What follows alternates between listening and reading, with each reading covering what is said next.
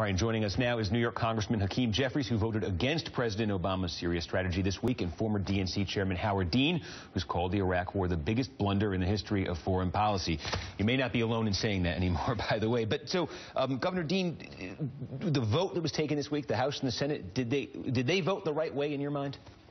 Well, yes and no. I'm not a big fan of arming the moderates, so-called moderates, because I think they're incredibly ineffective.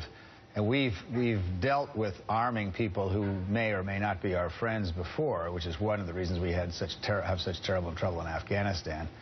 I am very much in favor of the president's air strategy. I actually think, regarding your report about Turkey, that's great news for the Turks and their families, and we should all be celebrating their peace. But if there was not a deal, I'd be very surprised. President Erdogan is drifting farther and farther away from the West. He's also becoming somewhat of a megalomaniac, and I think we're going to, unfortunately, not get the kind of support from Turkey that we ought to have in this area. And he's likely to actually do his own country harm by playing games with the ISIS people. So Congressman, you know, as we said in the intro, you voted against that this week. Your party's leadership, obviously, in favor. Just take us through your thought process on that. Well, I certainly support the president's stated objective of trying to degrade and destroy ISIS, and I also believe that it's probably better, it's certainly better for us to take the fight to ISIS abroad rather than wait for ISIS to strike us here at home. But that said, in terms of the amendment that was before us relating to arming and training the so-called moderate Syrian rebels, I had several concerns with it. First, when you think about that part of the world, and in Syria right now in particular, you've got an incredibly broad set of bad actors, whether that's the Assad government, Iran, Hezbollah, elements connected to Al-Qaeda and ISIS. That's just a toxic mix, tough neighborhood, and it's hard to think that any good can come of intense engagement and involvement. The second problem I had is that even if you could identify moderates as part of the Free Syrian Army, which is unclear, that's a question mark, it still remains uncertain that you can convince those Syrian rebels to actually turn against ISIS, because their stated objective has been to take down the Assad regime. And in fact, the Syrian rebels have been fighting alongside ISIS as part of the objective of taking down the Assad regime. And then lastly, I think to Governor Dean's point, which is a good point, if you are able to convince and identify moderate Syrian rebels in the short term, there's a great possibility that eventually the weaponry, the training, the sophistication that we provide to them in the short term may be used against our interests sometime thereafter. And the combination of things led me to come to the conclusion that I was not comfortable in voting yes on the amendment that was before us. But now that it's been passed, I think we've got to stand behind the president over the next several months. The authorization is good until December 11th. And then when we get back to Congress, we got to figure out a way forward. Okay, so what is Peter Welch from your state, from Vermont this week, said, and he voted against that this week, and he said, look, you have people like Dick Durbin out there saying, you know, when we come back after the election, we're going to revisit this. We're going to have a much broader debate. We're going to talk about changing that authorization from 2001, 2002. We're going to talk about making it, sort of modernizing it. And Peter Welch said, let's not fool ourselves. This was the vote this week. Maybe so.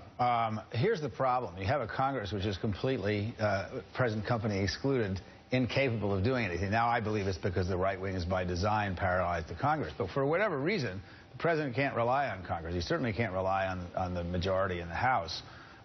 So they've really brought the country to the standstill, and the president is essentially governing without Congress. Why? Because his job is to govern the United States and do the right thing for the United States. He has no help from the other side whatsoever, who are totally consumed with elections. But I mean, on this one, this is neither party's leadership wanted to be voting on this, right? This wasn't just Republicans saying we don't want to vote. This is Nancy Pelosi saying we don't want to vote. I'm not going to delve into the motivation of people who I haven't discussed this with, so I don't know what the answer is. But I mean, they weren't out there calling for it, right? I mean, you didn't have Harry Reid. Again, this is inside the Beltway hair splitting about who might have done what for what. I don't try not to play that game to the best of my ability. But the fact is, I think it's a good idea to go back to the constitutional requirements that you can't declare war without a congressional resolution. Now, this, I think, falls under the rubric of defending the country, and I don't think we've declared war. We are trying to put down a terrorist organization which is a direct threat to the United States. Admission. So I'm not entirely clear that you have to have a congressional resolution. But the one thing I do agree with Dick Durbin about, who I'm a huge fan of, is that this ought to be a publicly discussed and publicly debated item, and this was not the right time to do it. It couldn't be done on this short notice, but with a continuing resolution in the 45 days left of the election. So I think it is a good idea to come back and do this in December. But I give the president full credit for leading the country when the majority in the Congress won't. Well, Congressman, do you think when you come back in December, do you think you're going to have a more robust debate on this and a broader vote? Well, I think that the country deserves a more robust debate. There's a lot of war fatigue for good reason. In the district that I represent and throughout the United States, we had a debacle in Iraq. We had a debacle in Afghanistan. It cost us time and treasure, as well as thousands of American lives killed and ruined. And so there's reason to be very skeptical about getting entangled in another complicated Middle Eastern conflict. And for that reason alone, I think Congress has to have a robust debate.